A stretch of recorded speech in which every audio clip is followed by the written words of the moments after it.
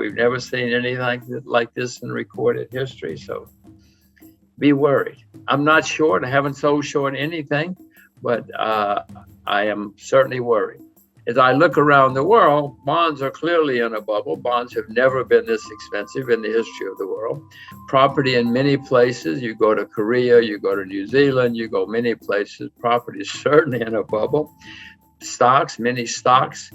I mean, Amazon goes up every day. Tencent goes up every day. Samsung goes up every day. So some stocks performing a bubble, but many stocks are still not up. So it's not a complete bubble yet. So there you have stocks, property, bonds, all in bubbles or forming bubbles. The only thing that's still cheap, commodities. Silver's down 60% from its all-time high. Sugar's down 70% from its all-time high. Oil is down 50%.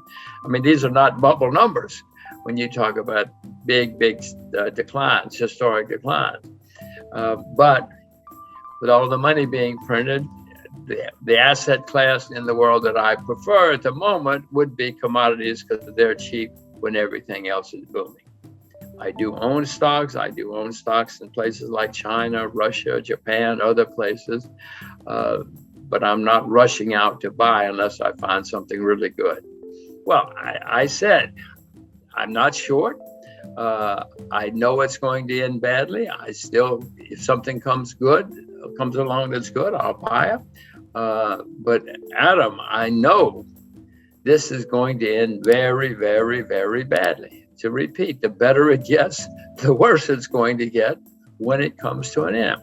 I would suspect that when it ends, we're going to have the worst bear market in my lifetime. In 2008, we had a big bear market problem because of too much debt. Adam, since 2008, the debt everywhere skyrocketed, unbelievable. Even China has debt now. China didn't have debt 20 years ago, 15 years ago. But even China has a lot of debt now. Who's going to save us? The Chinese saved us in 2009 because they had a lot of money saved for a rainy day and they started spending it. They don't have a lot of money to spend now. Who's going to save us? North Korea? North Korea doesn't have much debt. That's why I say. But I don't think they have enough to save us because I don't think they have money saved for a rainy day like the Chinese do. Do you have greater confidence one way or the other if this is going to end in a debt crisis or runaway money printing or maybe both? How do you see it? Well, first of all, I have no confidence in them. You said they. The other people you were talking about have confidence that they are going to save us. I have no confidence in they, whoever they are. I will say, Adam, it's a good time to be old in America because I don't have to pay for all of this when it comes to an end. My children, oh my gosh, the problems my children are going to run into in their lifetimes because of what these clowns are doing now. So I say it's good to be old. But you're right. It's going to end someday, and it's going to end badly when it ends. You said either currency collapse or economic collapse. You can have both. You can have one, and then it leads to another. In the 30s, we had both, for instance, around the world, and then we had war, a shooting war, and that's the really bad news is often in history when you have really, really bad times, especially worldwide, it winds up in shooting wars. It certainly did after the 30s. So it's not good news. I don't see good news. I repeat that in 2008 and 9, we had horrible problems with too much debt. Since then, the debt has gone through the roof by unbelievable amounts. And I know that's going to end badly. If we know what's going on, we'll get worried. And if we get worried, we'll probably get prepared, and then we might survive. Some people came out of the 30s very rich. Most didn't. Most lost huge amounts of money. But in 2007, Iceland went bankrupt. Nobody cared. And a few months later, Ireland went bankrupt. Some noticed. A few months later, Bear Stearns went bankrupt. Now we're starting to notice. And then BlackRock went bankrupt in the big bank in England. And then eventually, Lehman Brothers went. Well, then it's on the evening news. Then everybody knows. So my point is these things snowball and they start where we're not looking. And It may have already started for all I know. I've seen some small places having problems. But as I say, I'm not selling short yet because I know how much money these guys can print. And what I would suspect is going to happen, Adam, is somewhere along the line, next month, stocks go down in lots of places. Well, then they're going to really panic because they want to keep their jobs. And so they're going to print even more money. And so we'll have a rally. But I would suspect that would be the last rally because there's only so much. I mean, eventually the market says, wait a minute, guys, we've seen this movie before. We know how it ends. We don't care how much money you print. Do you worry at all about the societal implications about what's going on here? Absolutely. History is pretty clear that when you have bad times, there is usually social unrest. People aren't happy.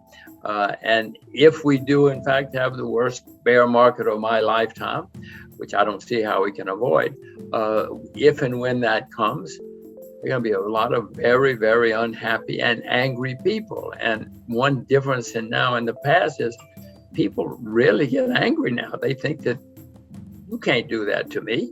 In the 30s, people were a little more disciplined, a little more understanding of what was going on in the world.